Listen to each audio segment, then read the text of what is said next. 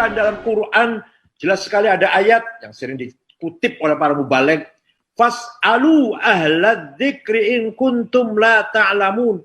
Tanyalah kamu kepada para mubaligh gini, tanya kamu pada para kiai, para ustadz, kalau kamu nggak ngerti itu salah itu salah itu.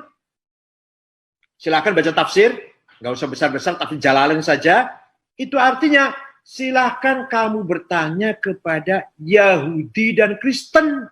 Ahli dzikri itu tanyalah kepada ahli dzikr. Siapa? Al-Yahud wan Nasara. Itu dalam tafsir loh, tafsir Jalalain saja lah, nggak usah besar-besar lah. Kalau kamu tidak ngerti, kalau kamu tidak tahu, in kuntum la ta'lamun. Fas'alu, bertanyalah ahli dzikri pada orang yang mengerti. In kuntum la ta'lamun, apabila kalian tidak tahu tentang suatu hal. Ayat ini tatkala Nabi Muhammad SAW diutus oleh Allah, maka orang kafir Quraisy ingkar kepada Nabi Muhammad. Kemudian Allah SWT mengajari Nabi Muhammad untuk memberitahukan kepada orang-orang kafir itu. Wa ma arsalna, dan tidaklah kami Allah SWT mengutus sebelum engkau, hai Nabi Muhammad, kecuali orang laki-laki yang kami beri wahyu kepada mereka. Allah itu tidak hanya mengutus Nabi Muhammad, tapi juga mengutus nabi-nabi terdahulu. Dan mereka punya umat. Lah umat di kalangan mereka ini seperti Nabi Musa alaihissalam, Nabi Isa. Ya, Nabi Musa itu ada orang yang beriman pada Nabi Musa. Maka tatkala Allah menurunkan atau mengutus Nabi Muhammad, sedangkan orang kafir Quraisy itu ingkar, maka diperintahkan oleh Allah untuk menanyakan kepada kafir Quraisy agar mereka belajar pada ahlul kitab, sama orang Yahudi dan Nasrani yang pernah mempelajari Taurat dan Injil. Tentang apa?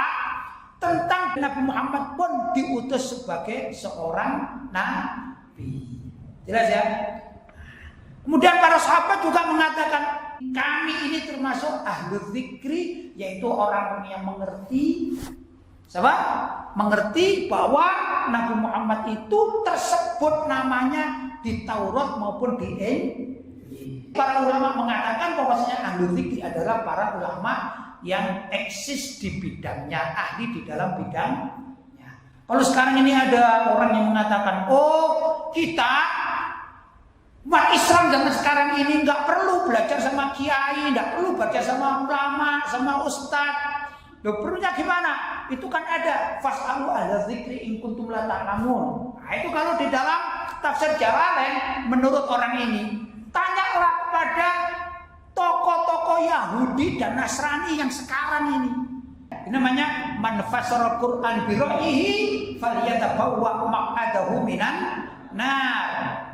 Barang siapa yang mentafsiri, mentakwili Al-Quran dengan kepalanya sendiri, maka hendaklah dia ini menempati tempat duduknya dari api neraka. Jadi kita tidak boleh pertama menakwili Al-Quran dengan kepala sendiri karena asyik cinta pada orang kafir Yahudi dan Nasrani di zaman sekarang. Akhirnya kamu gak perlu tanya ustadz, gak perlu tanya kiai-kiai. Ya, kalau ada masalah agama tanya sama pendeta, tanya sama rohib Yahudi misalnya. Karena itu perintah Al-Quran.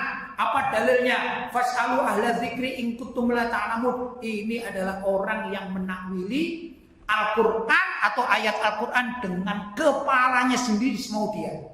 Itu yang dikatakan oleh pengarang kitab Tafsir Al-Jalalain. Juga ada hasyiahnya, itu syarahnya namanya Al-Futuhat Al-Ilahiyah.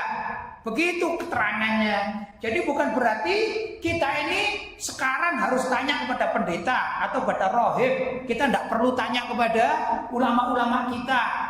Tidak begitu, ya dah. Ini kan kebodohan yang dipelihara jadinya.